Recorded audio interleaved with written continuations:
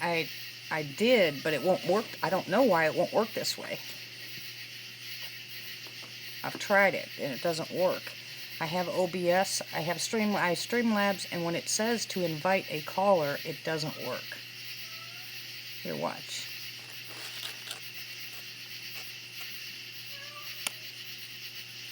Live. Hi, Ken. Hold on a second. And see. Yeah, see, it won't. On my phone, it won't allow me to invite a caller. That's weird. I know. I have no idea. Hi, Quinn. Hi, Pappy. I've got Tex here on the phone. Can you guys hear him? Say hello, Tex.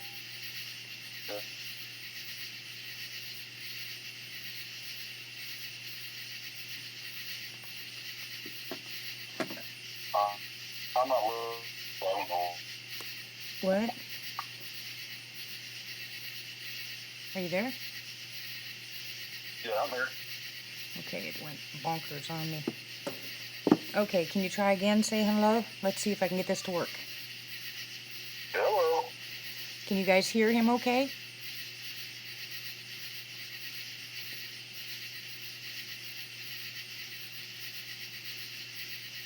Hello. Yes. Okay, they can hear you just fine.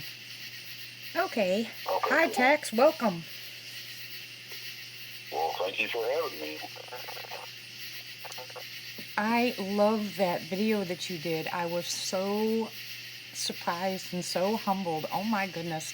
I wish I knew how to connect that to all my live chats so it can play in the beginning of it. Yeah, I don't know how to do that. I'm going to learn, man. Yeah, well, I'm going to learn too, one way or another. I've been playing with it all day long, trying to figure out a way to connect it, but I can't, so I'm going to contact YouTube and see if there's a way of doing it. I've seen other people do it. They connect, they start with a forward video before they go into their live, I mean, not their lives, their videos. Maybe it would have to be a video and not a live chat. Yeah, there's a way to do it, to play it before you start a live chat. But I don't know what it is. But according to us, we'll find out. Yeah. Or Scott just got back from his vacation. Maybe I'll see if he knows how to do it. Because, see, boy, he figured out a lot of stuff on that Streamlabs, didn't he? Did you watch his last one?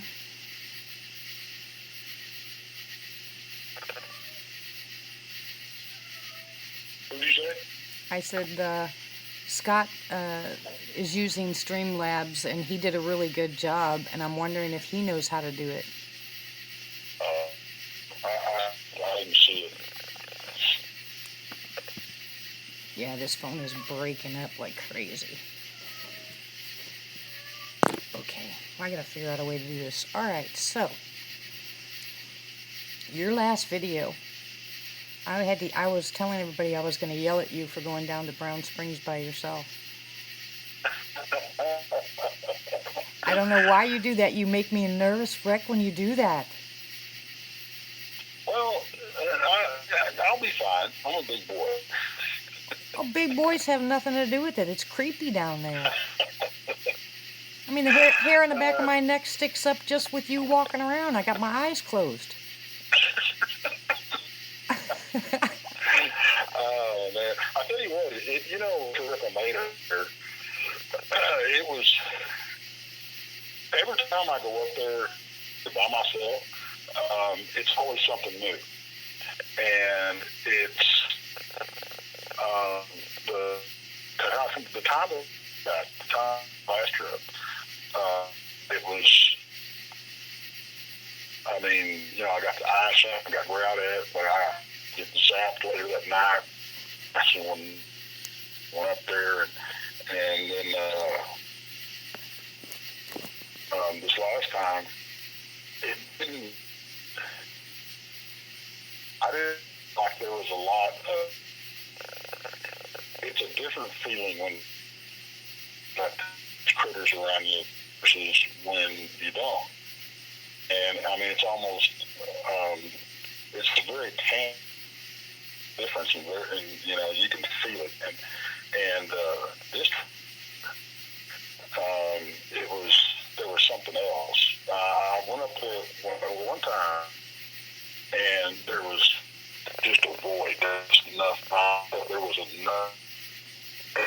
Like, I had never felt that right there. And this time was a totally different thing. Either time I've been up there either. But it wasn't void. It wasn't the critters, but I knew there was something around. And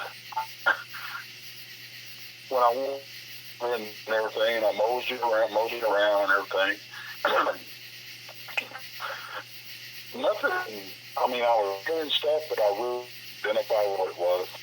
And when I'm coming back down, there's footsteps behind me, and I'm like, I'm turning around, I'm shining my light. I'm like, they sound like footsteps. Where the hell are these things coming from? I've got something, but trail I'm on is real hard packed sand, you know, and then off the trail, it's not a trail, it's a washed out trail. And if you get off of that, there's a lot of dead leaves, and you cannot, a human cannot keep from making when you want to walk through there. And a few animals can. You can move them, kick around the deadfall. And it sounded like these footsteps right behind me on this path, because they sounded just like mine. And in fact, I read that in the video. And my this is driving me crazy. And so I get back down and everything's fine. I didn't realize until after I played it back that when I was standing there at the truck, the first 5 minutes of the video, if you put your head very, very carefully, you can hear low calls. And for 6 seconds, you know, and I never hear them, never heard them, going around getting stuff ready to go up. And then I want to say it's 1446 in the.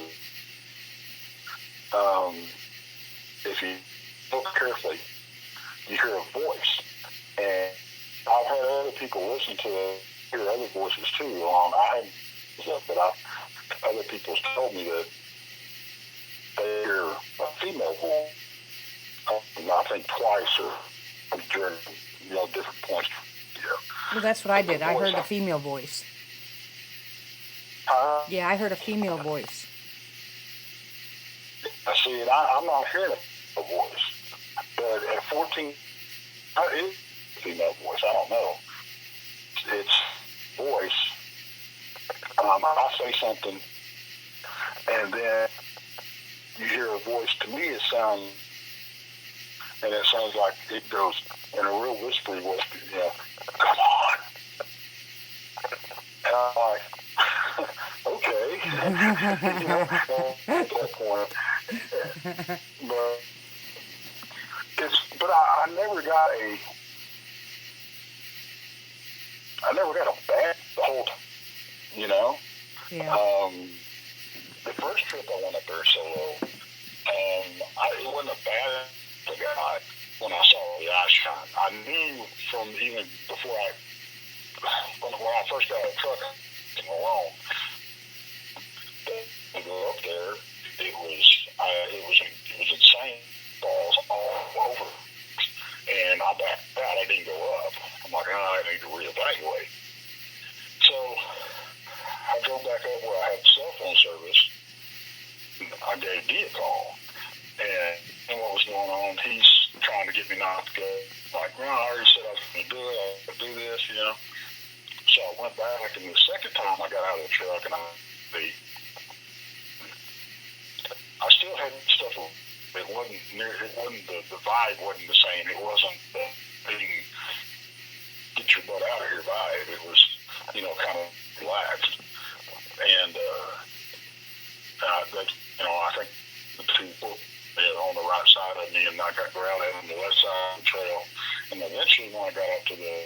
entrance to the cemetery itself, a tree break, and I caught the eye shine.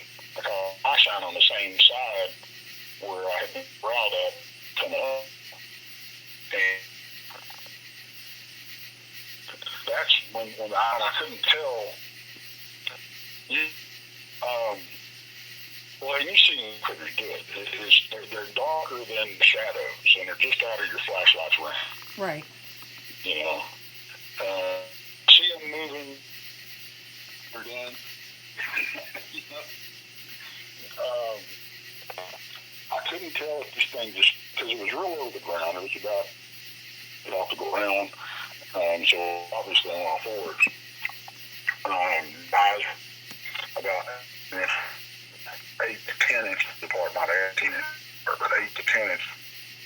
And probably about the size of a silver dollar. But you do get distortion with eye shine and everything, so you can't really, you know, the distance apart is really what you go by. Yeah, me too. So I knew there's an animal from like a whole cow that has that between its eyes. And like I said, it was too low. And a few seconds, it moves. And I can tell if it's just or if it moved forward and stood up. But it wanted to, and that's why it was trying to back out. But this time was different. This last time, I don't think there was any critters up there with me. I think it was from everything that I've caught and everybody else has caught on that video, it's something all together. You know, well, I still didn't get a bad deal when I was up there. I don't know. There's a couple of videos that are out there that I've been watching lately that have had the normal activity that they've been having for, you know, a year or 2 years or 4 years, and then they've been saying that things are ramping up and things are changing, and all of a sudden the atmosphere is different. If you listen to my the last night that Kevin was up on the property with me and my husband, we had stuff happen up there that has never happened before. And even though I believe that was I still believe that was a deer snort, because that's what it sounded like. I mean, I've never heard a deer snort that much. I've heard them snort a lot, but not that much. Like it was running and snorting and running and snorting, and it lasted a full, 5-6 minutes straight. Like it was running and kept making noise, but the atmosphere completely changed. It was no longer, the sit and wait and can't wait till Boo comes up to the window. It was a horrible feeling. It was strange noises. And then all of a sudden, I mean, for me and for me to get my gun out is one thing. For Kevin and my husband to want their guns was completely different, I mean, that's how bad it was. And we weren't sure of what was going on, but it was completely. And then all of a sudden I got that feeling, and I don't know if you've gotten this before, but I got that feeling, and it was what I call a giddy feeling, and that tells me that Boo's around. And all of a sudden you heard a heavy footfall, and then that thing got, further away, further away, further away, almost as if Boo had come up and chased it off. That's exactly what it sounded like to me. Like something came up and chased that thing off, because you could hear it getting, quieter and quieter, further and further away. So I wouldn't be surprised if in your area, just like other people's areas, if there's not something else out there that's kind of changing the atmosphere. And I'm really interested to find out what it is. I mean, I wish... Go ahead. Oh, go ahead. Finish your thought. No, I was just saying, I would really, I've always been drawn to Brown Springs, and I really want to go to Brown Springs, because I think there's something there that I either need to feel or see or hear or something, and I want to go down there. But the last time you went down there, I mean, the hair on the back of my neck was standing up. I wanted you out of there so bad. I wished I could have called you and said, will you get out of there? It was horrible. I've never had that feeling like the last time you were there. It was a different feeling. I mean, like I said, I had different things around me. But, I still did. I didn't feel like I was in danger. I didn't feel threatened or nothing. I was just,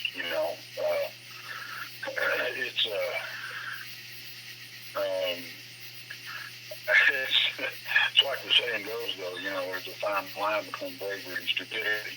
Yeah. Yeah. And I've been accused of both, but I don't consider myself either one. But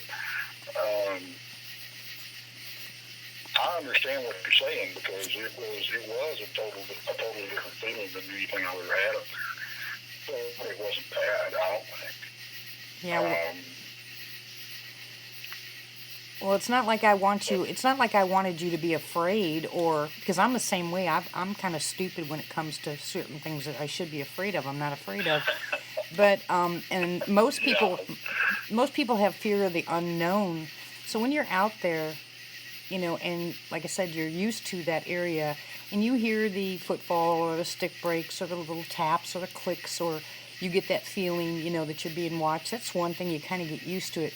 But when there's an ominous feeling there, when it could either be more than one or a different one, or somebody's pushing out some bad feelings towards you, like get out of my forest, or anything like that can change. But like I said, it was just completely different, and I don't know why I had the feeling to call you and just say get out of there, because it's not like I would run. I mean, if I was in your shoes, I wouldn't run, but it was just bad enough.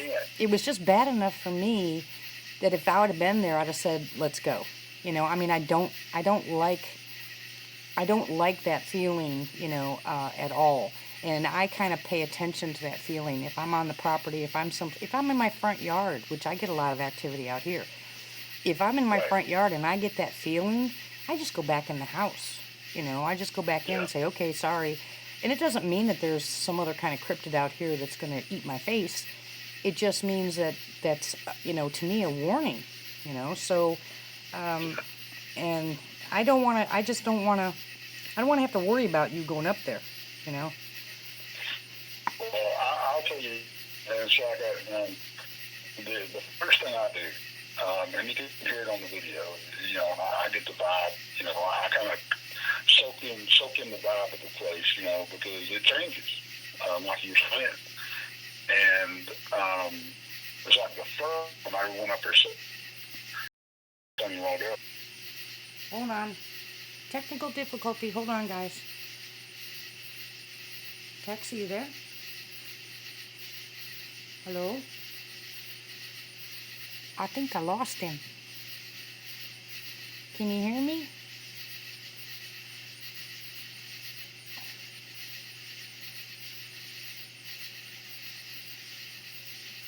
Uh-oh.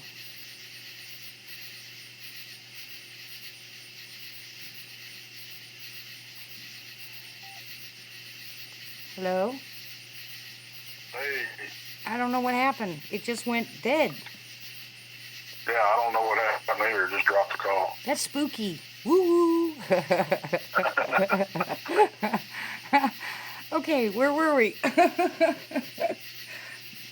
You were talking about, going up to having that feeling. Yeah, and that's one thing I'm very, very big on, like you are. You got to trust your gut, and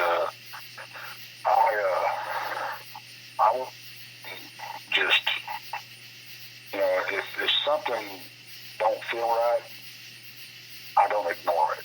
Right. So maybe that'll put you at ease that if I do get a bad feeling, I won't go in. But because I had backed out before, now I'm not saying I won't go back and recheck it and see how it would change. It definitely changes in a matter. It can change in a matter of seconds. Oh, I know. Yeah, I know. Yeah, this one lasted the whole time you were there, though. I mean, it was from the beginning. When I started watching the video, I was like, I know you said where you were going, and I was like, well, wait a minute, why do I don't like this, and the longer it went, the worse I got, and I was like, I'm gonna call him and yell at him and tell him to get out of there. But I know you're a big boy, and I know you've been doing this for a while. It's just like I said, I'm just concerned, and We do. All of us, I know, have that. We go into an area. If it's an area we're unfamiliar with and we have that feeling, if it's not strong enough to say get out of here, then we go about our business to check it out. Because it's not fear. It's just the unknown. We were not used to that area. Now, if I was getting rocks pummeled at me or something, I'd turn around and I'd leave because that would be a definite no-no. But if I'm in an area for a long period of time and things change, which you're right, they can change in a second. And they have, I've had live chats here where people were like, something's not right, what's going on? And we're like, I don't know. But the whole atmosphere changes, and then minutes later it goes back to normal. So it's just maybe it's one of the Sasquatches out there that just don't like us, they come by, or they'll, the alpha show up, or somebody will show up and they just hate humans or whatever. And they just they just give off that aura of, go away, I hate you, and you can pick it up. It's, if you're used to it, you can pick it up. I think what it is, I think you get that vibe when they're annoyed with us. Whether they like us or not. I think if you push them too far or whatever, or they just don't feel like dealing with it, it's like a vibe you get from the person. Okay, I'm annoying this person type thing, but I get that vibe from a lot of people, by the way. I was just saying, I'm laughing because I do too. I know when I'm annoying people. Yeah. But I think it's along the same lines. But I do think that there's times when something else may wander into the area. It may have something to do with the presence of dogman. But I don't know. I call them DM. Because I won't say their names. I hate that word. And I don't know who coined that phrase either, because they're not man. We ought to come up with another name for that animal, whatever it is. But it's not a man. Like a Sasquatch. Well, they don't even call it a man, and it looks more human than a DM does. What do they call it? Some people do. Well, one of his names is Tall Man. One of his names is Boss of the Woods. Forest People. Yeah, forest people. They call them a lot. Yeah. So they refer to them a lot as people, especially the Native Americans. They consider them most of them consider them just another tribe of people. Yeah. I'm talking about mainstream. Mainstream, it's either Bigfoot, Sasquatch. Yeah, you're right. And yet the DM, they automatically put the man on the end of it, which there's nothing man about that, So, werewolf sounds better to me. Let's see, what is it? I heard him referred, I heard him referred to as up in canids. And that's about as true definition as you can get. Yeah. Yeah, that's true, because I can't call him the man thing, because like I said, I don't know who coined that phrase, but there's nothing man about it. There's nothing human about it. It just it's irritating. But it's a different well, yeah, it's a different kind of animal, that's for sure. Yeah, seriously. But it's seems to be a lot of people have a different feeling when they're around. There's a different vibe to it, to the places and stuff. We've seen, bees caught them in the same nest with adolescent Sasquatch, so they coexist. There's no doubt about it. I think it's a symbiotic relationship. But in some places, right? And in other places, no. Right. Yeah, we've heard of them getting in fights and everything else, and then basically living together. I know Dee uses the analogy of the hippos and the crocs. When the water gets low, they tolerate each other. Right. And that may be what we're seeing. Well, yeah, that makes sense. but I think it's a lot more personal than that. I think it's a symbiotic. I mean, look at the relationship between humans and dogs. I mean, it's not always, you know, belly scratches and ear rub. You know. Yeah, it's not. But there's you know, I don't think I can categorize what's going on out there in the cryptid world as a human and a dog either, a relationship. I think what's going on out there as far as these massive, huge creatures are concerned is sometimes territorial, sometimes survival of the fittest, sometimes it's, like you said, there's a symbiotic relationship. Maybe they've just learned to coexist in certain areas. And I think, like I said last time, the more remote area that you go into, the wilder they are because they see less humans. As far as the DM and the Sasquatch go, I don't hear as many people talk about a symbiotic relationship in those areas compared to the more populated areas. You know, people, and I'm saying more populated, I'm talking about the difference between Oklahoma and its Ouachita or Kiamichi Mountains compared to Colorado and Utah and Idaho. You know what I'm saying?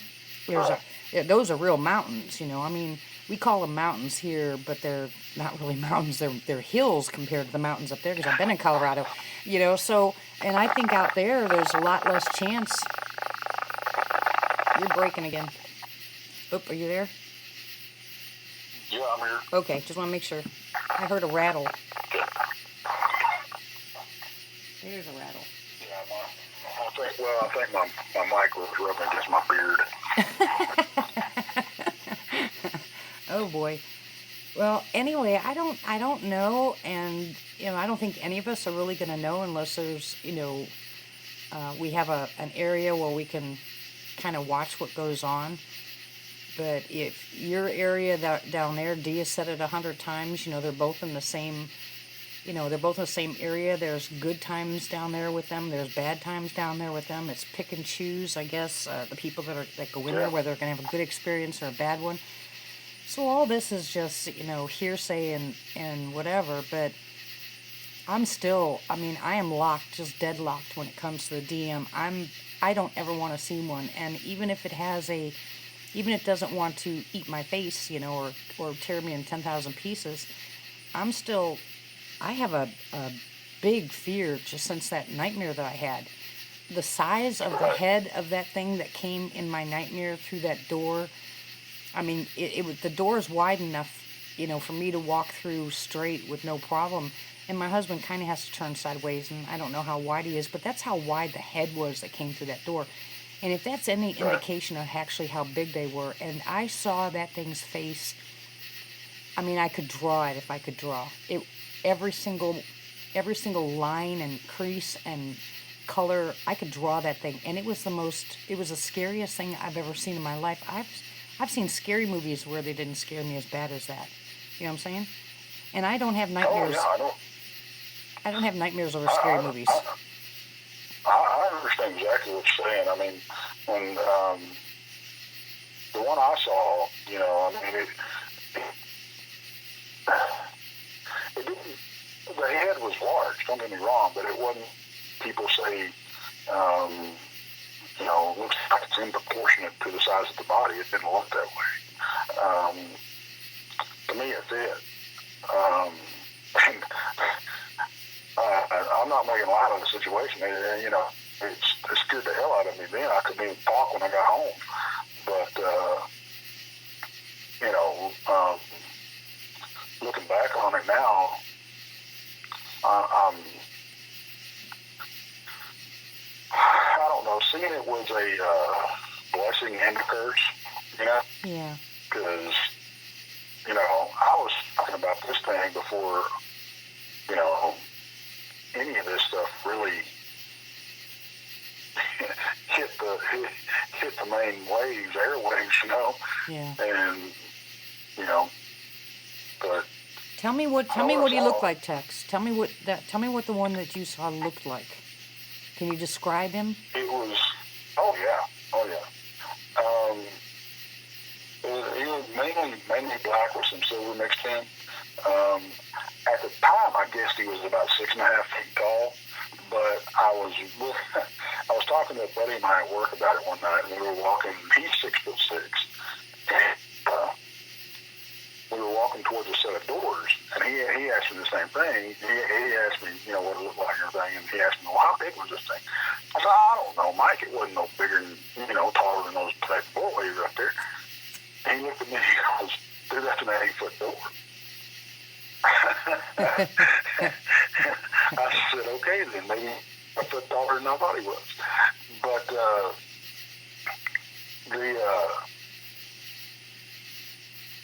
he had, I call it a mane. I've since, heard it referred to as a hump, like a, and you see a lot of them depicted like that. They have a, coming off their neck, they have a, almost a hump on their back. Yeah. I mean, he was big. He was a big dude. He was more wolf-like than anything, but he didn't have that long snout that a wolf has. He had a shorter, broader snout. And people talk about, they had so many teeth that didn't look like they fit in their mouth. It wasn't the case. It was, it looked like, a mouth of a canine. His eyes wasn't glowing red or anything. It was, there was still plenty of daylight when I saw mine. And he had brown eyes like a dog, but had human-like hands.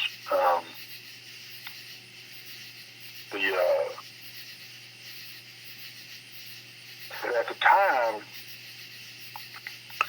the time, I've described it as it didn't really have a dog leg.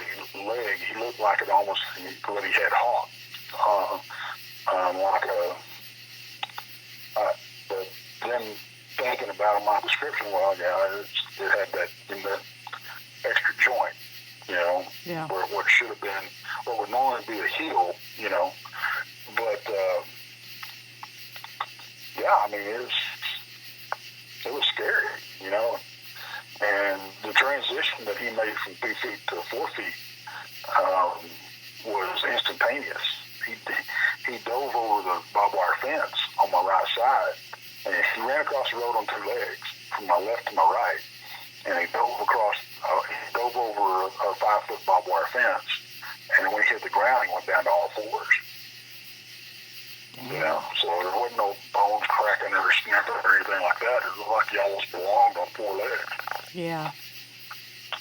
But when he was walking on 2 legs, he didn't look awkward. So it was really a strange deal. But Yeah, that's the weird part, and the one that I saw in my dream, I can't say that I saw it walk because I didn't. It kind of jumped through the window and right into my the bedroom door. And like I said, this was just a dream. But as it turned to leave, I definitely saw what you would consider a, that hawk that you're talking about. But is there a possibility that the one you saw wasn't a DM? Some people are saying that there's a Sasquatch that has a snout. Could it possibly have been that, or do you think it was a DM? I think it was DM. Okay, just probably a younger one.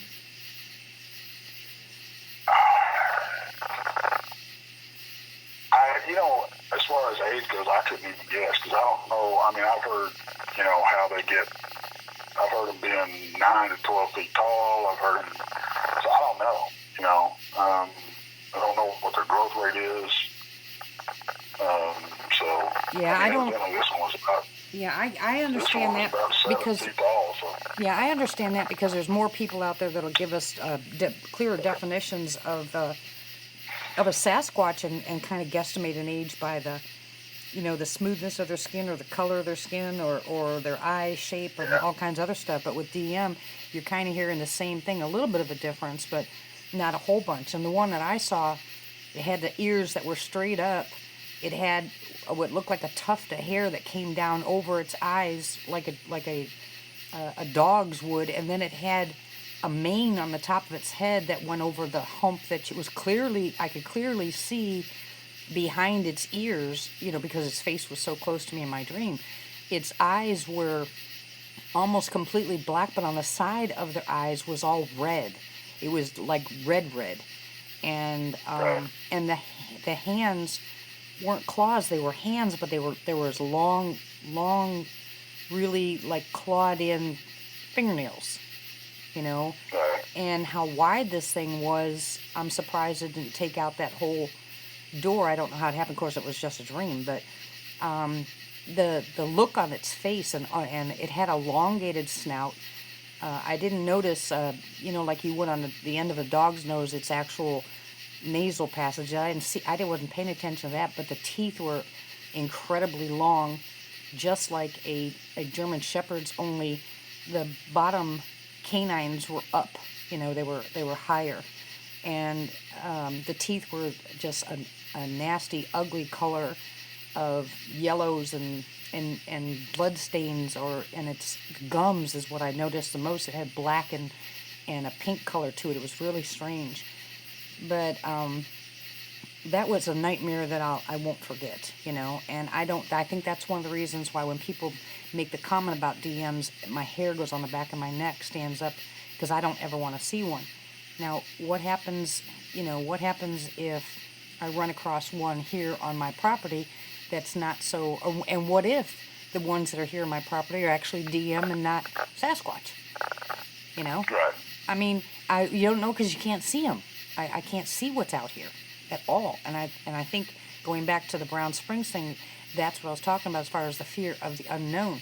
I don't know what's out there. I can hear them, I can smell them. They make a lot of noise. They grunt, they growl, they throw things, they knock on the window, they bang on the house. They do all kinds of stuff out here. They took off with one of my cats. They threw a cat across the side of the house and killed it. I mean, they've done all kinds of stuff like that, but how do I know what's actually out there? Right. So I think that's why I fear for most people that are out there alone, because it only takes once, for you to find out the hard way. And Yeah, you're right. And I can't go back. I mean, all I want to do is go to the property and pick up my RV and never go back now, Right. I just want to go get it and come back, and then hopefully find another piece of property where I can get some kind of interaction. I know there's a lot of property for sale up in the Honebe area. My husband and I have been looking for that, looking at that. We're trying to sell our house, and like one of my subscribers said, put the house up for sale and tell them if they have Sasquatch activity at night, and I'll probably sell it faster, But may or may not at that point. But Yeah. I want out there like you're doing. I want out there so bad because the interaction has ramped up. I get the feeling that some of them are actually trying to communicate. They're spending more time trying to get people's attention. Right. There's that noise again. That's not your beard, hon. Got it. That's probably Jackson. I imagine it's probably something between us. Are you got any storms coming on down there? No, not that I know of. But I didn't look, so. Yeah. Well, We had some come through last night. Good grief. yeah, we had some come through too that was just mostly thunder. I mean, we didn't get very much rain, but there was so much thunder. And I mean, it was Oh, man. crazy. I was a frog strangler down here, man. It was I cast dogs for a couple hours straight. Really? Crazy. Came out of nowhere. But thunder and lightning. Hardly, we didn't get any high wind or nothing, but, yeah, golly, it just rained. Yeah. Well, we didn't get much rain. It slammed us real hard, and then it took off. But I still heard the thunder. I was going to go live last night, but I figured there's no way I could go live and have it so loud out there. And so by the time it stopped, it was, late enough to where I said, forget it, I'm not going to go live. But it just came and went, like, instant. I mean, thunder, thunder, thunder, thunder, thunder, and then boom, slapped real quick and then gone. So I don't know. I do have some good. You talk about going live. I do have good news. Since What? since you convinced me to download tabs, I'm gonna start going live. What? So Say that again, because I missed it. I said, since you convinced me to download Streamlabs, I can go live earlier than I was going to end on my channel. Yay! So I'm start doing live shows. Probably. Good. Good. Well, I can't wait. I want to see some of your live shows. Either this week or next week. Well, you're going to be on one, so you better be prepared. Well, remember, I don't have a camera, so you know. You'll have to look at something else. I don't get on camera either. So, you know, to me, I think and I talk better if I'm not conscious of myself being on camera.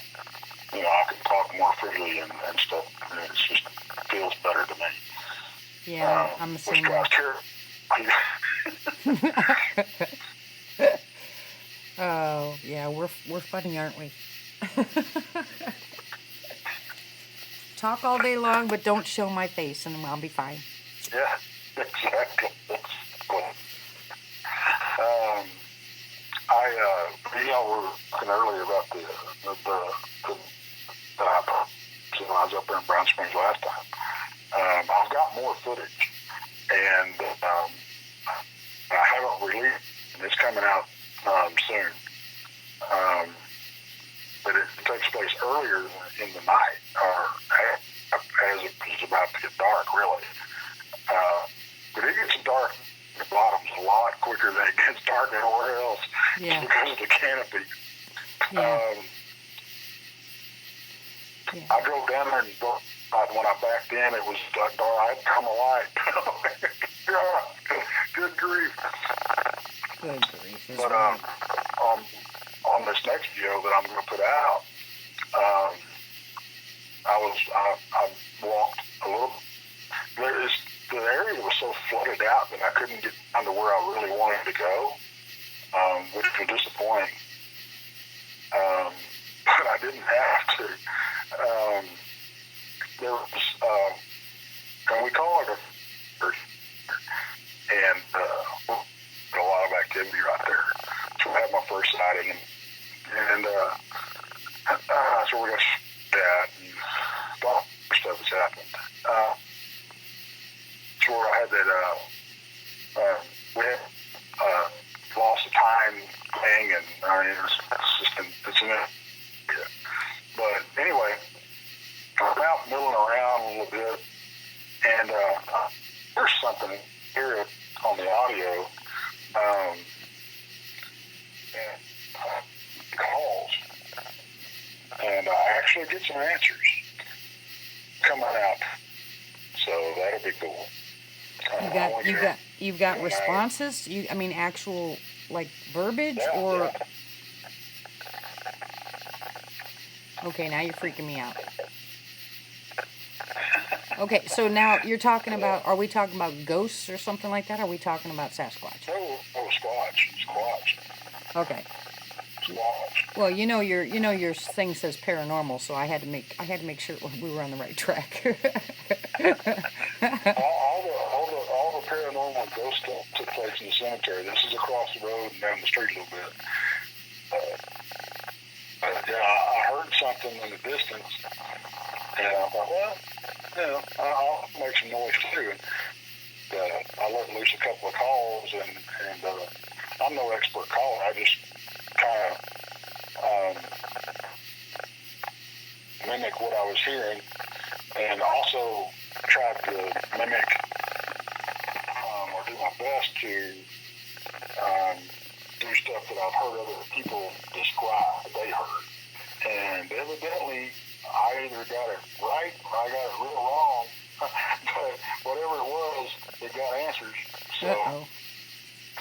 And you can hear that on your it on your video?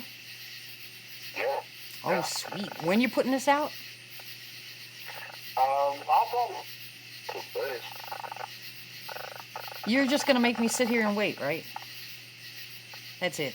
That's it. You can, yeah. You want it? I said you're just gonna make us wait, right? Huh?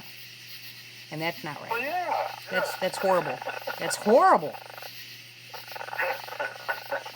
You know, some of these new videos, some of these videos that are coming out, you know, they're not even worth watching. You know, I mean, and I'm not saying that to be mean to the people. It's just that, you know, there's nothing on them, and it's all quiet, and I'm sitting there and I'm waiting for the bomb to drop or for something to happen, and then the video's over, and I'm like, oh my gosh, I'm so ramped up. You know, I know somebody's going to have the perfect. I know they're going to have the perfect footage. You know, it's just going to happen. And I know it's going to happen soon. You know, I mean, I've seen some good videos out there, and I've heard some really good audio. And that's something else I was going to ask you.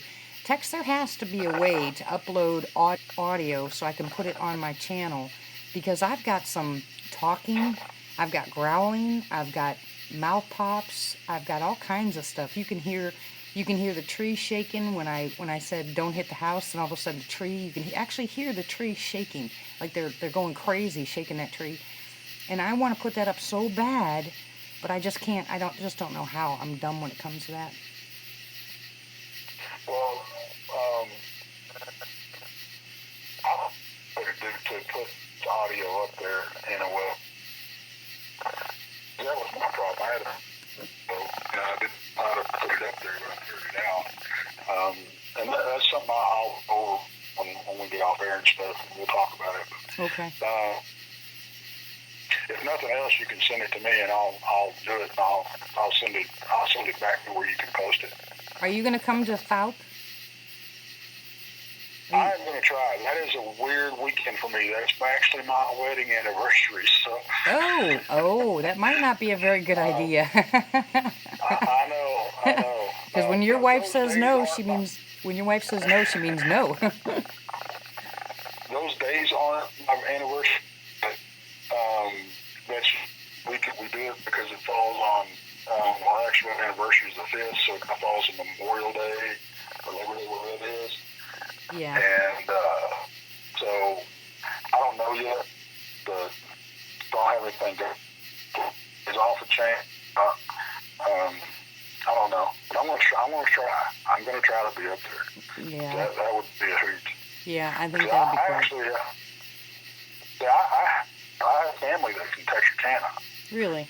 And oh yeah. And in fact, I'll tell a story about right after Legend of Boggy Creek came out, and so I was 10 years old. I guess I was like old or so, and we were up there visiting, and all of us small kids had decided that we were going out in the backyard and we were going to hunt Bigfoot, and we had all these toy guns. And it was night, and we were out wandering around, you know. One of my older cousins, he was like 18 at the time, went out the front of the house, climbed up on the roof, and jumped down the house in the middle of us with a gorilla mask on. Oh my gosh. Oh my gosh.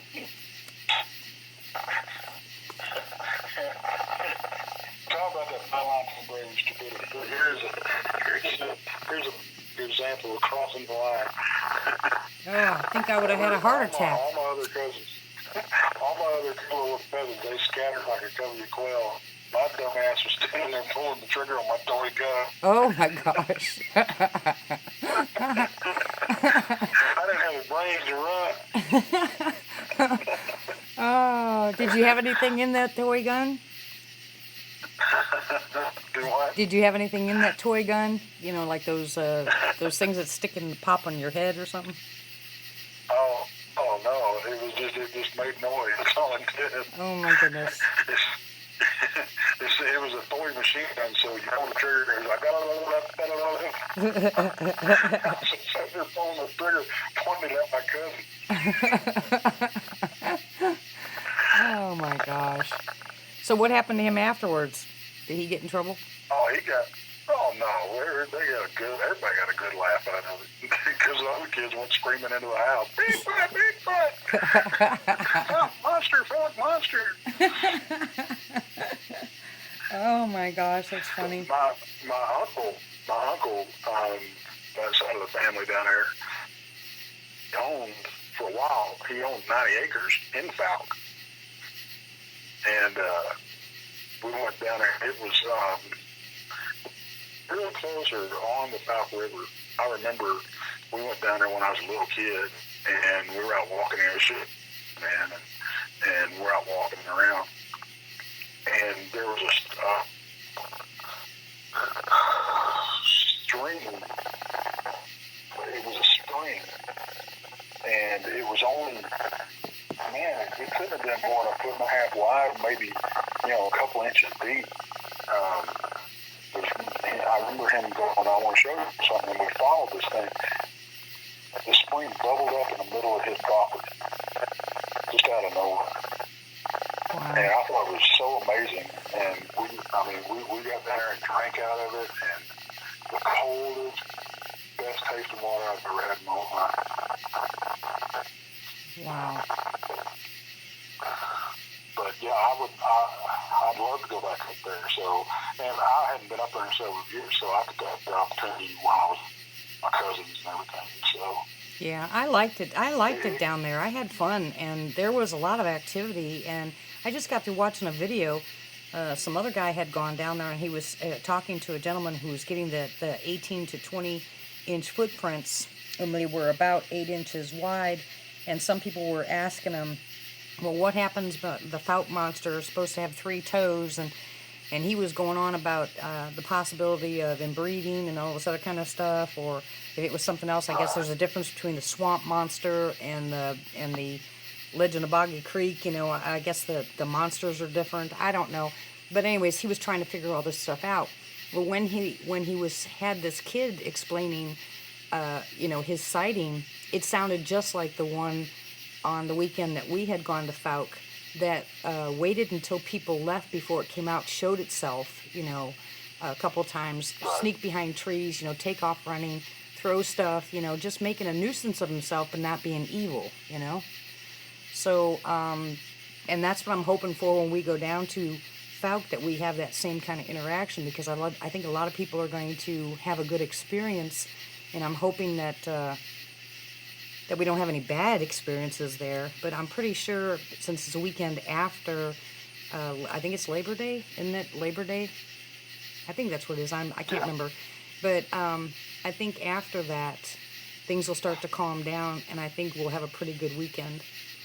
I'm hoping so anyway. I'm hoping that all the people that shoot the fireworks and do all that kind of stuff are going to be gone, and maybe we'll have an opportunity for things to calm down and just sit around at night. Some people, I'm sure, are going to go out, and other people are going to stick by the campfire, and I think that's when we'll get the most interaction, is we're sitting by the campfire. Right. Because that's that type of, I haven't heard a whole bunch of bad encounters down there, especially over the past 10 years. I'm hearing people with more sightings, but not bad encounters. What about you?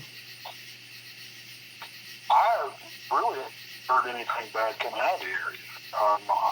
From what I've heard, it's mostly been, tame stuff, and it's not, nothing like when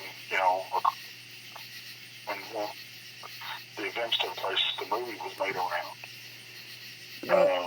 If they redid that movie now, in today's, not back then, I don't think most people would look at it as such a fearful type thing. I think it'd be more intrigue than fear. But back then, it was in that area, everybody had in the back of their mind that it was a monster, some people still consider it a monster today, but I think if they were to remake that movie in today's, attitude, I think it would be more along the lines of inquisitive, that the thing's inquisitive instead of evil. But that could have been an intent, that could have been intentional back then. Keep people out of the woods. Scary Fouke monster. Stay out of our woods, I've got some, don't know when I'm going to make it up there.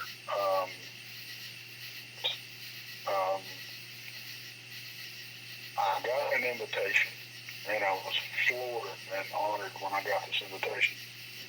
I really want to wake up because it's just miserable.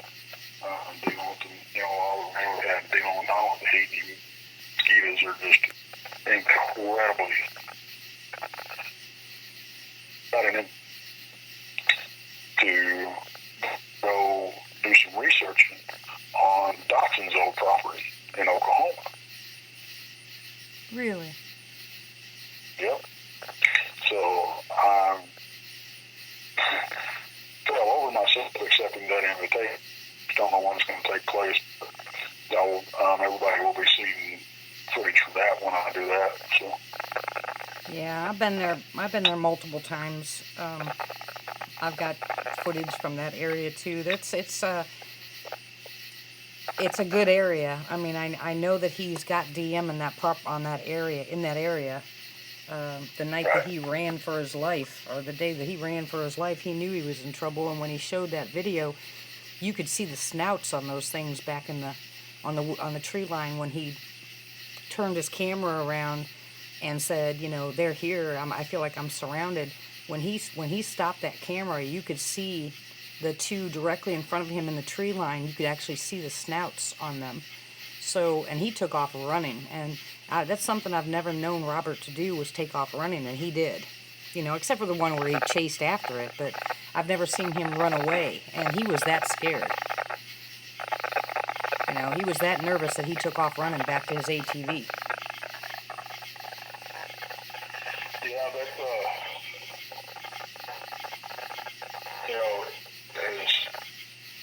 as a researcher as he was, and I'm sure he would agree with his statement. That was probably a mistake on his part. Yeah, you don't ever run from a predator. No. But it got him bad enough, is what I'm saying. It got him bad enough for him to take off running, which is not something that Robert would do. Yeah, well, that says a lot. Yeah. To jar a guy like Robert. Yeah. I mean, to rattle him, yeah. And I don't blame him. I don't fault him at all. Yeah. I can't say I wouldn't do the same thing. Yeah. It's a good, and I know the other locations. He's got 2 other locations that he was going to down there, and I'm sure whoever is inviting you will probably go to those locations too. The Hog Wallow is one of them, and down there, the night that we were there, I'd taken Lizzie with me. We had gone down to Robert's place. This is right before he passed, and we were down in that area, and we all saw eye shine. And someone said it was a hog because you could hear it sounded like the hog, rooting around, making noise, making that grunting noise. But then all of a sudden, the eye shine went from on the ground to probably about 9 foot up into the tree. And so you could hear one of the guys on Robert's video that night, and he said, "What'd the sucker do? Climb up a tree? Since when do hogs climb trees?" And it was pretty bad, because that thing probably wasn't 20 yards from us, and that's when Robert said, that they're probably ticked off and we need to get out of here. Of course, nobody wanted to leave, but he knew them. He knew them either by scent or by sense or by something, but he knew them, and he could tell when they were ticked off. Yeah, when you're around them and you feel them as personally as he did, and you too. I mean, it's like we were talking about.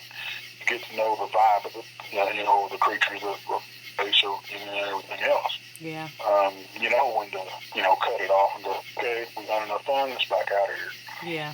You have to know that. You have to pay attention to it. And if you're with somebody in an area that you don't know, around creatures that you are not used to being around, and if somebody's good enough to invite you, and they tell you something you really need to listen to. It's exactly. like if your place and you said, "Oh, we need to go in the house," I ain't gonna sit out there. I ain't gonna argue with you. I'm going in the house. Yeah. Yeah. Well, see, when I had the property and I told people, the few people that did come up to the property, I told them, I said, I know this sounds bad, and I know you guys are looking forward to doing this, and this, but on this property, this is the only thing you can do. And at night, we can stay out there and we can watch the fire You know, I said, but the minute you start hearing them, because what Boo would do, or some of the other ones, not the centuries, but the younger ones, when they wanted to play, they'd either toss small things like just a little twig or something like that, or a little teeny pebble, or you would hear them. And as soon as I heard them, I'd say, okay, guys, we have to go in. So we would go ahead and go in. And the minute you did that, I mean, the minute you closed that door, they got started. You know, I mean, you could hear them out there, you know, they'd be running around or making noise. It depended on who I had up there at the time. But, Right. and then I had this one gentleman that had come up and he kept going outside, and I kept saying, this is why you're not getting any activity, because you keep going outside. They don't like it when you go outside. That's when they get to play. You know, it's when the babies are safe enough to play, run around. But convincing somebody, they just shake their heads. They're like, you know, well, this is when you're going to get the most activity, and this is when you need your FLIR, and this is when you need this, and this is you should do this. And I'm just shaking my head saying, you're not going to get any activity. They're going to turn around and go someplace else, and then you're going to call it, you know, a flop, a failure. If you sit in here at the table, they're going to come to the window. I promise you. They will come to the window. You know, it's strange. It's funny that you mentioned that, because the type of stuff that I've been doing brings it. Instead of traipsing around in the brush, we've had so much activity right there where we usually make camp that's what I've just been staying in and just sitting there minding my own business, you know, fiddling around on my phone. I'll, you know, spend most of the time talking to the camera. It's weird because when I've got the video rolling, I don't feel like I'm by myself. Right. Because I'm talking to everybody. And like we and us and everything when I'm doing that. But it sounds like I'm nuts. Oh, I feel the same way. You're not alone. I'm sitting. That I did a lot of interaction. The back one trip when I was down there, talking about it before, I thought it was pigs that had come up on me like you were talking about a while ago. And so I got mad. I left early because, you know, pigs come up and I have a gun. I'm like, I don't even know dealing with this, you know. So, and once they start coming around, and you're just not going to get anything, you know. And so I wrapped up and I left. And about halfway to the house, I'm driving and I'm thinking, I'm like, wait a minute.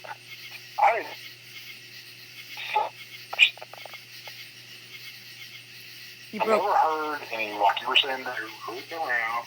I never heard any grunts. I never heard any squeals. I never heard nothing. You know, I feel really stuff. Never heard any of that. And I'm like, man, I better not. And I talked to, I've never been around pigs that didn't make it. And so I talked to Carrie. I talked to a couple of hunting buddies of mine. And I said, have you ever had hogs come up on you in your stand or whatever and not make any noise? They just walk around? I'm like, no. You know? And Carrie's like, I don't think that was hogs that came up on you, man. I said, well, you know, hindsight's 20/20. I don't think it was then. I got mad at myself, like crap. You know, they were within 15, 20 feet of me, and they were there for over an hour. But I never could. The brush was so thick that I never caught any eye shine or nothing.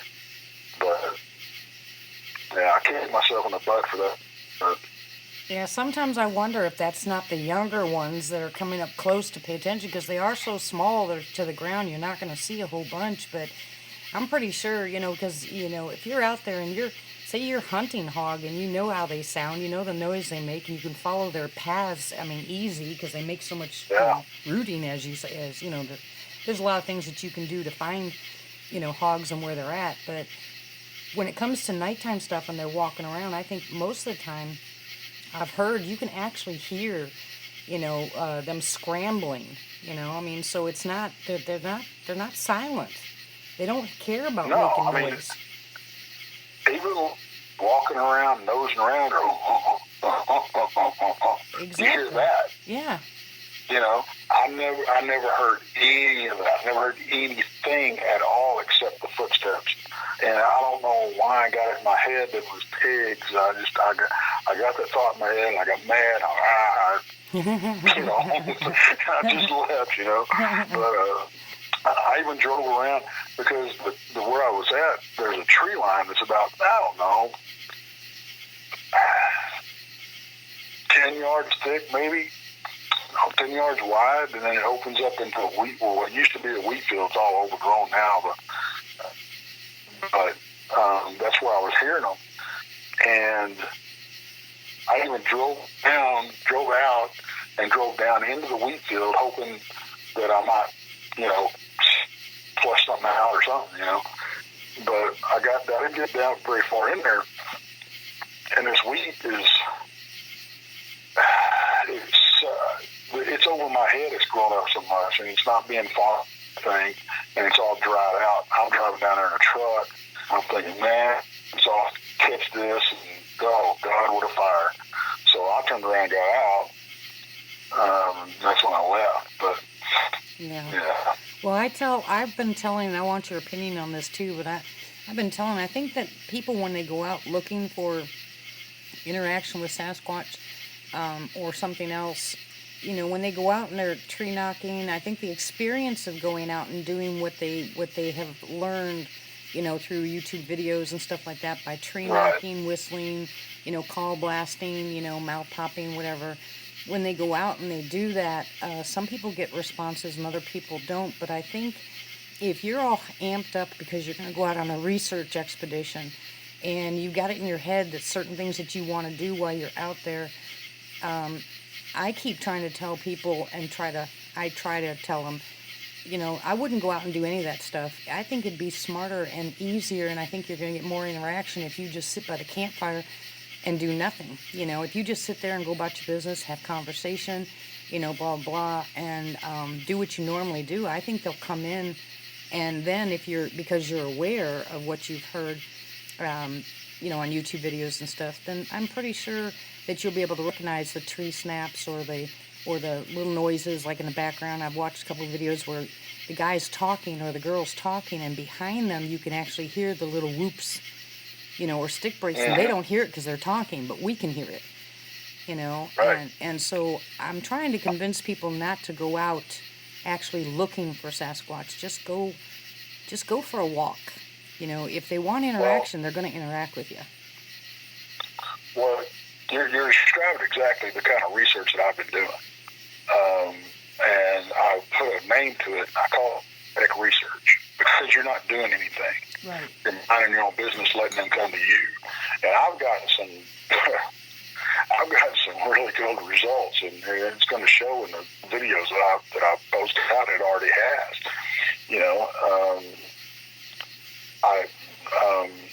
This was the first time, the one where I made calls, and that was the first time I ever done any calls. And I just thought at the point, I just felt like I needed to do it, because I just to see if I got. They were calling, so I figured, well, I'll throw one out there and see what Yeah, but you're used to that area. Do what? But you're used to that area. Right, and I think that you made a really good point when people. First thing, I think a lot of people, they go out and they're just, they're kind of full head of steam, and they want to go out and do all this stuff and everything. And they don't take time in the atmosphere to notice what's around them. Right.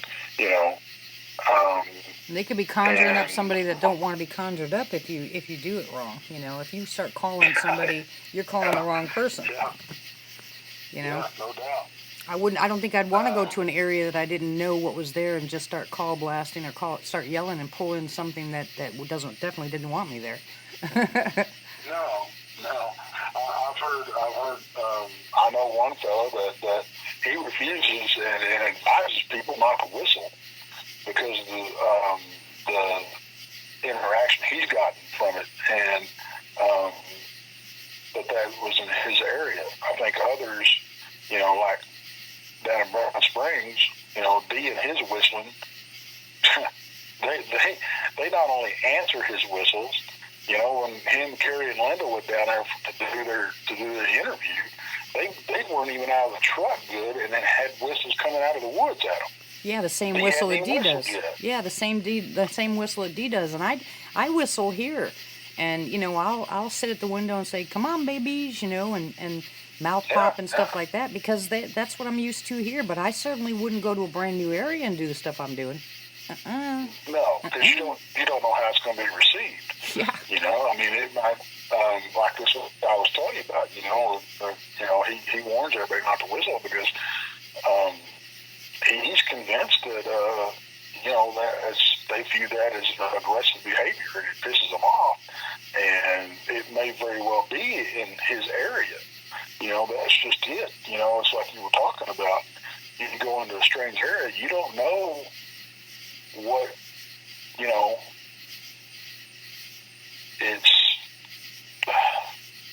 don't know what's going to make them mad, or whatever. Well, I think you need to take time and like you said, just take a leisurely walk, take everything in, maybe sit by a campfire and just check it out. Because that's why I think you need to research this. You can't go up there. We're going to go up there and stay tonight and see what happens. 9 times out of 10, you're not going to do nothing. Excuse me. You're getting. You're not going to get anything. Well, don't you think, Tex, that is just like if someone in Idaho, say people in Idaho, they go out there and what's popular up there is the tree knocking. They tree knock and then the Sasquatch knock back. But tree knocking down here in Oklahoma might mean this is somebody that doesn't belong here, so let's go push them out. In every area, I'm not saying, I don't know if it's a generalized where all Sasquatch knock on trees to tell where they're at, or mouth pop, or click, or hoot like an owl. Every place can be different. So that's why I don't think that it'd be smart for anybody unless they found out from their locals, what's normal in this area. Let's just say that I decided to go visit Kentucky, and I found out there that doing Rick's siren call is what calls them in. But I wouldn't come home and repeat that siren call here. That siren call here might call in something I don't want. Yeah, definitely. That is what's so hard about doing an area that nobody's ever been in. You don't know what they're going to react to or how they're going to react to whatever. And I think the safest, probably most productive thing that you can do is exactly what we're talking about. Takes time. Let them get to know you and you get to know them. And because they're going to, if you're in an active area that you've never been in before, you're being watched. Unless they're real aggressive, run you out. They're too used to seeing us. They're not going to make themselves known to everybody that walks in. The first thing they're going to do is hide. Or that's my theory anyway. That's just it. We don't know. This is all theories, man. Well, yeah, I've been in areas, but I've been in areas where they'll, and I don't know if it's the type of Sasquatches or what they're used to, but I can tell you I've been in areas where we get on the property and they automatically make themselves known, and then some areas where you go in and you don't want to be there, and then other areas where you feel absolutely or seen absolutely nothing. So and I'm not so sure if it's strangers or not. I think, and this is just my opinion, but I think if I go to Brown Springs, I think I'm going to get interaction there. And the reason I think that is because I've had interaction before, and I think and I don't know if this is true, I could be totally off my rocker, but I think for some reason that if you've had interaction before, you'll get it again. It's almost like they know that they know, you know? Right. So I don't know if it's just strangers. You know, Dee has taken strangers down there and they still interact. I think it's the Sasquatch. I think it's what they want to do. I don't necessarily think that it's the people, unless if people are right and they pick up intent, that they just stay away from people that have a bad, what I call a bad spirit, you know, a bad aura, or you know, they know that they're out hunting them or something like that. Other than that, if you and I agree with you on that. It's because I think they do sense intent. I mean, it's not so far fetched. I mean, dogs do it, cats do it. You know, horses do it big time. If anybody's ever, you know, got any experiences riding horses, you know, or owns a dog, you know, they react to different people different ways because they can read people, you know. They can almost smell what you're thinking, you know. Yeah, well, let me tell you a quick story about a horse.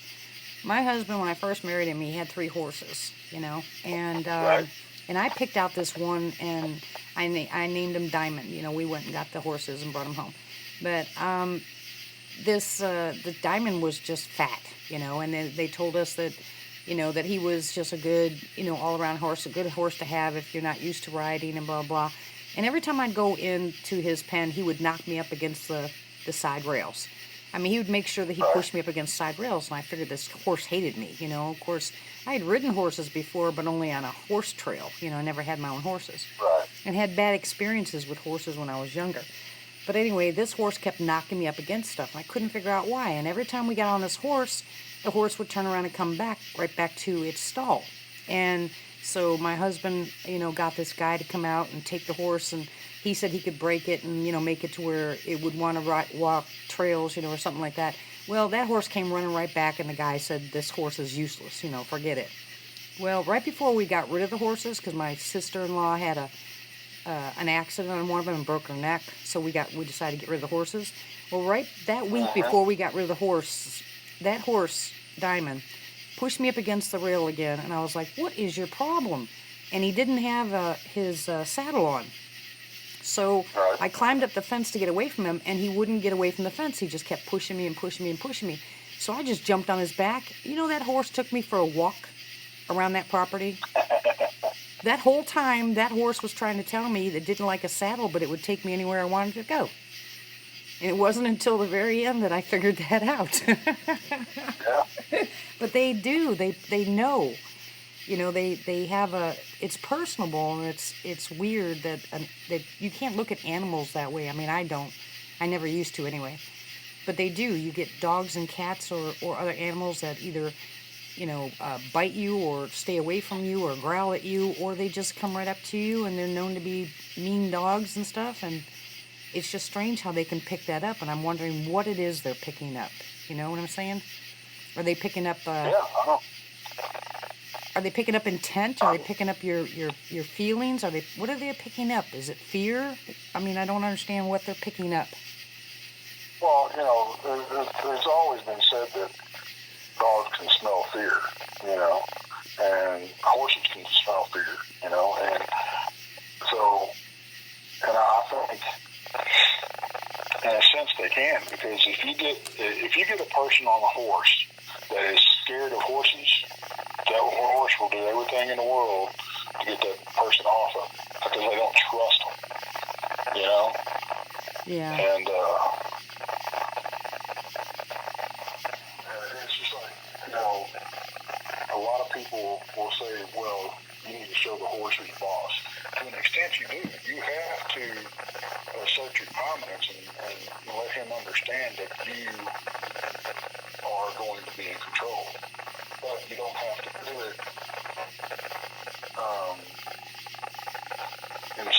in an over-aggressive manner either, you know. So I had a fear of horses, and I did have a horse that took me into the water and decided he wanted to drink water, and not take me for a walk when I was on those trails back when I was a kid. But and I didn't know any better. I just sat there and let it drink its water, and everybody was like, "Get him out of there, get him out of there." And I was like, okay, how? I didn't know anything about it, but I don't really want to get on a horse, I mean, not after my sister broke her neck, so, but that doesn't mean that if somebody's walking by with a horse that I'm going to jump away from it, I'm going to pet it, I'm not afraid that way, I just don't want to get on it. So if they know that if that horse was to turn around and bite me, as I'm walking by it, does it really pick up on the fear at that point? I mean, that's what I'm asking.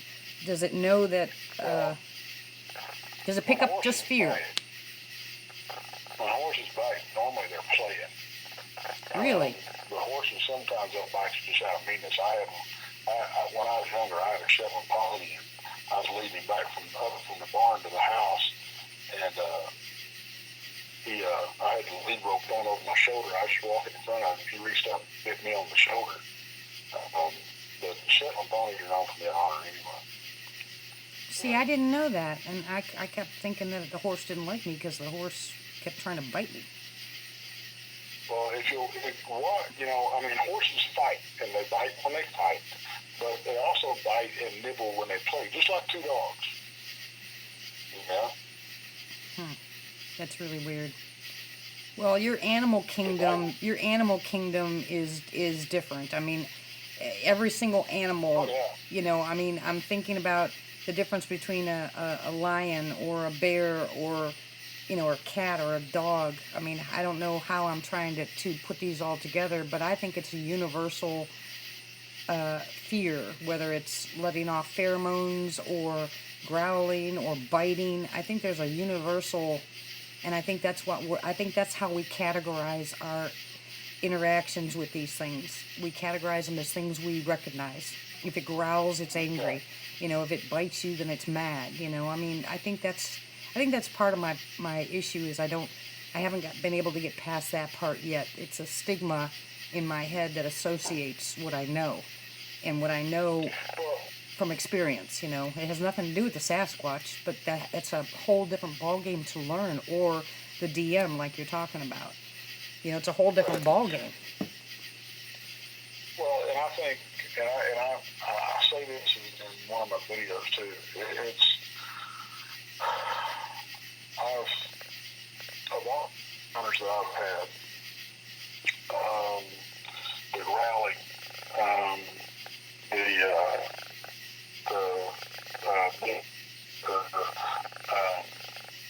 getting stuff thrown at me, the whoops, everything. Even with the DM that I saw, and I think ran into a second time.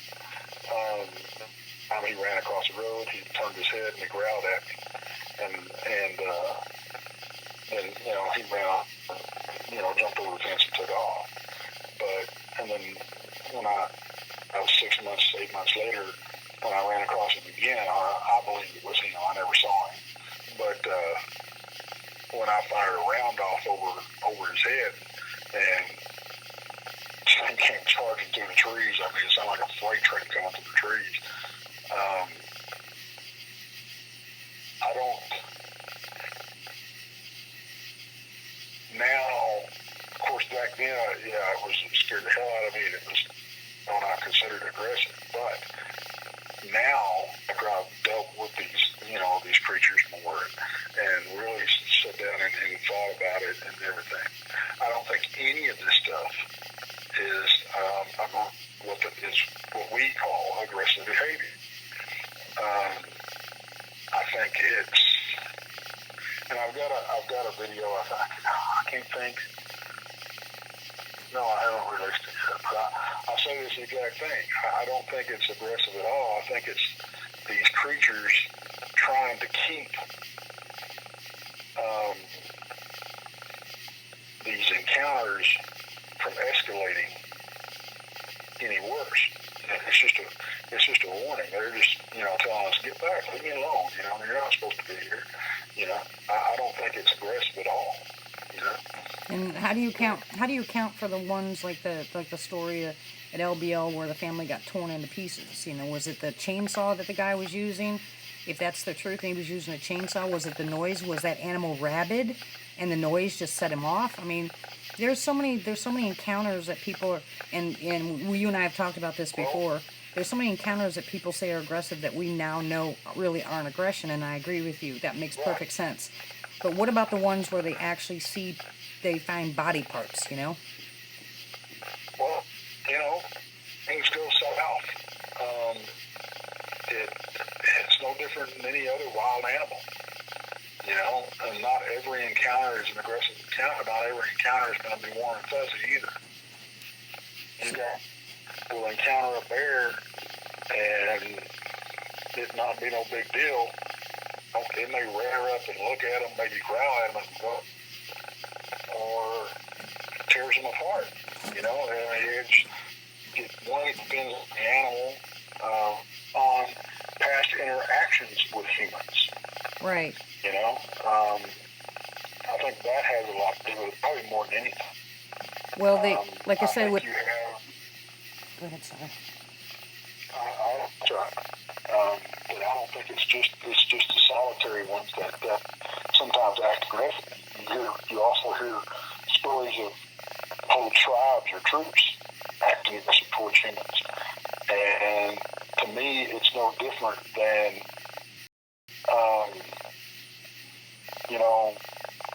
people that live. I mean, it's like having, going in the Amazon and running into one tribe that welcomes visitors, and you go down the river a little bit, and you wind up with your head on a stick by another tribe. Yeah, I think that's what I was getting at. What I was getting at is there's a lot of people that say there's a human quality to these, and if there's a human quality, then you can't put them in the same category unless you put it in the same category as one human would save a drowning dog and the next person would drown that dog. I mean, so if we're gonna, let's just say on a broad spectrum that we're gonna say these Sasquatch are a people, that they have more human than animal, then the only thing that I can attribute to the aggression is no different than a person, with their emotional problems, that they wouldn't have a problem taking someone's life because, they're angry because they stole their money or their girlfriend or something. In other words, that has to be the same concept if we're going to consider them part, quote unquote, human. Otherwise, they're animal. Otherwise, they're animal. And if they're animal, then they're no different than a bear. Okay, but, you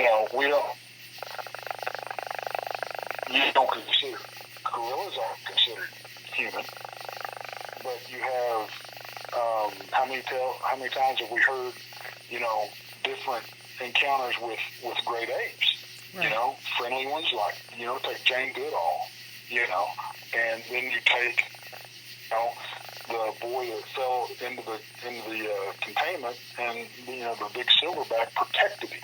Right. And then you have, where gorilla escapes and starts tearing people to pieces. Right. So it's I think it's the circumstance, the animal, it's how they've interacted with people.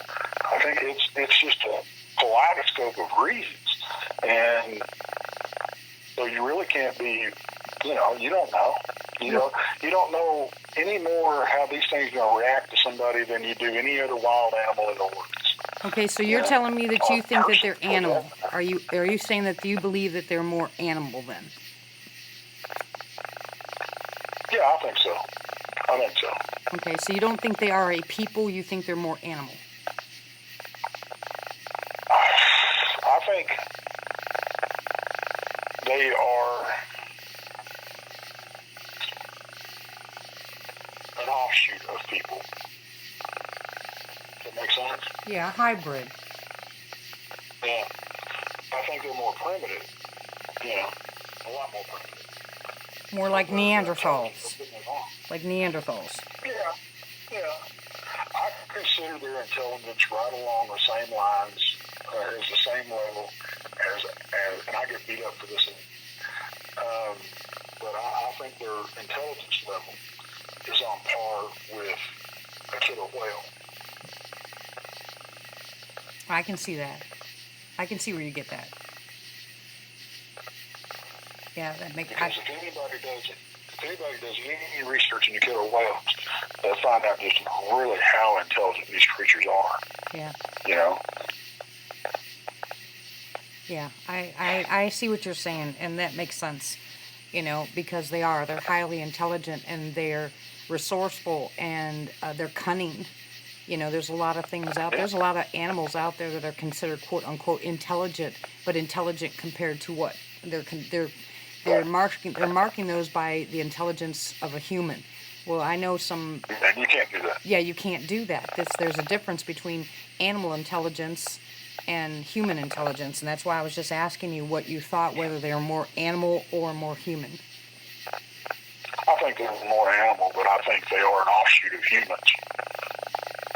But I think their behavior is more animalistic or more primal human. And you know, do you think that's because Do you think that's because they've spent more time away from humans and not interacted as much, or do you think it's because they don't have the capacity? That's a good question. They obviously learn from us, or we learn from them over the thousands of years that we've lived with them. You know? So, you know, but you can't say, I mean, they have the capacity to use, I mean, even, you know, an otter uses tools, a chimp uses tools. I mean, so you can't really, it's so hard to make that distinction, Right. You know? Right. But until I mean, we know what the DNA test said. Yeah. We know. Yeah. But you know, until this stuff gets cracked wide open and studies are released that they have been doing, I fully believe that they've been doing it for a long time, and they know mountains more than we know. But once it's brought out of the shadows and disclosure happens, which I think will happen in my lifetime, that we're going to find that we, you know, are dealing with a subspecies of human. You know, the scientists have said there's been 9 or 10 different subspecies of humans that they you know, talk about.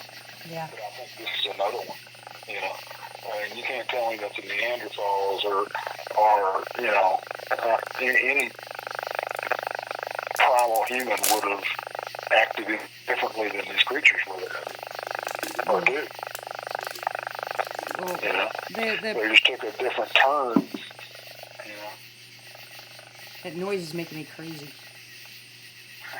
Well, I'm fixing to jump off here anyway, so You can't jump off the phone. I can't do late nights like I used to. My hours have changed. Oh, and we're such night owls here. I'm telling you, we go for like till 3, 4 o'clock in the morning. We're all night owls. Oh, I know, and I used to be the same way. I still am at heart, to be honest with you. Well, you do a lot of your stuff at night though, don't you? Well, and that was because I was on a night schedule. Nights. You know, I really, honestly, I feel more comfortable there. I know it's crazy, but I do. It's not crazy, Tex. that- It's not crazy, Tex. I think I interactions at night that people aren't getting. You know, a lot of people, you know, go out and video and stuff, and it's fine to get all this good stuff. But I think I get interactions and results at night that they're missing. Yeah, me too. I agree. And that's the same way I am. I feel at home there. I feel at home at night out there. I feel like I belong out there. It's just it's a comforting feeling. And sometimes there's a little bit of fear involved, but most of the time not. It's just that and I don't know if that's because the day is so chaotic, you know, the normal everyday. And once you spend time in the woods, you got to go back to normal life. And and then you go back to the chaos and the phone ringing and people complaining and bells ringing and horns beeping and it's, I think it's just, this is where we belong. You know, we belong back to the way things used to be, and it's just gotten so overwhelming. And most of us are a little bit older, so I think it's normal for us to feel that way.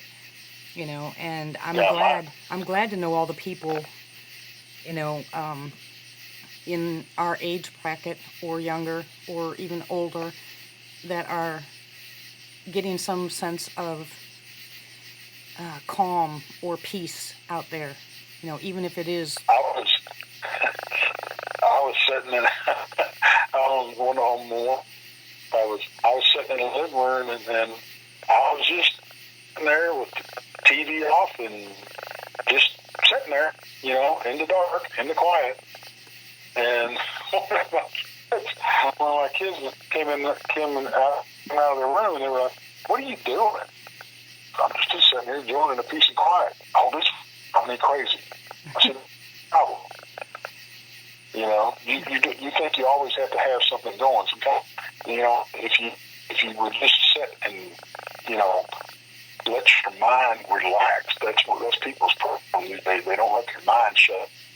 Yeah. You know. Yeah. Me getting out in the woods is, you know, getting back closer to nature is so at peace. You know, that's like, you know, especially up to odd, but up the cemetery, I feel more peace up there than I do it.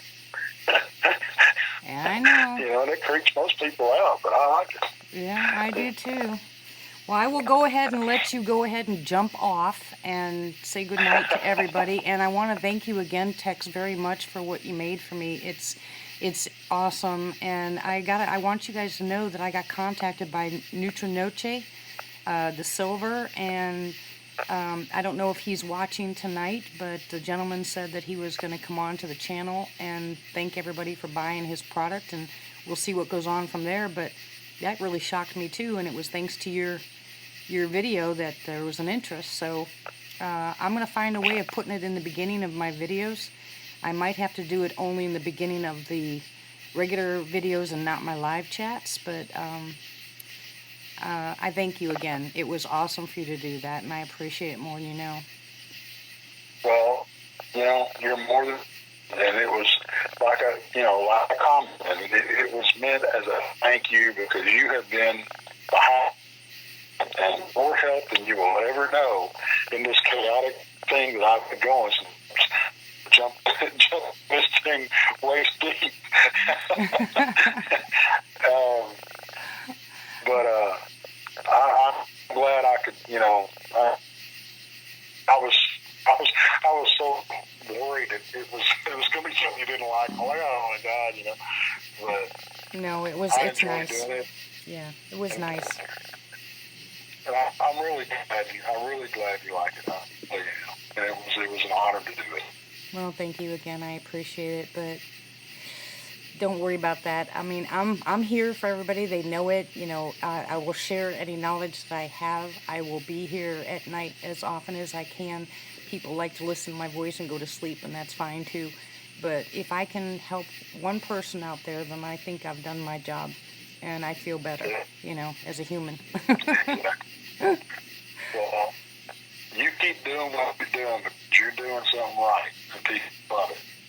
Well, so you keep doing what you're doing. We're behind you 100%. Well, thank you very much, Tex. And I'll say goodnight. Tell your wife I said hello, and you be safe out there. I'll do that. Okay, and I'll look forward to your new videos. All right. Thanks, everybody. Thank you. All right. Good night, Tex. Good night. Well, there you go. That was a nice conversation. Thank you again, Tex, if you're listening. It was awesome that you jumped on to this night chat. I love it. Absolutely love it. And it's now 11:30. We've been going almost 2 hours. I'll go ahead and end this live chat, and if I get any more noise, because I don't know if you guys have been hearing it, but I've been hearing a lot of stuff out here. But anyway, if I hear any more, then I'll come back on and we'll go from there. But I'm super excited. I'm happy that Nutrinoche is going to be watching the video. So, yay! Anyway, I'd like to try. Maybe I can try with some of these places that I send you guys to. Maybe I can get some supporters, from some of these places. If they donate anything, then I'll be donating it to you guys. Okay? So it won't go to me. If these places donate any of their materials or supplies, I'll be donating them to you guys. Alright? So good night, everybody. Love you. God bless. And if anything happens, I will go back live. Alright? Thank you again, Tex. Love you guys. Well, thank you very much. I appreciate that. Alright, I'll see you guys later. Bye.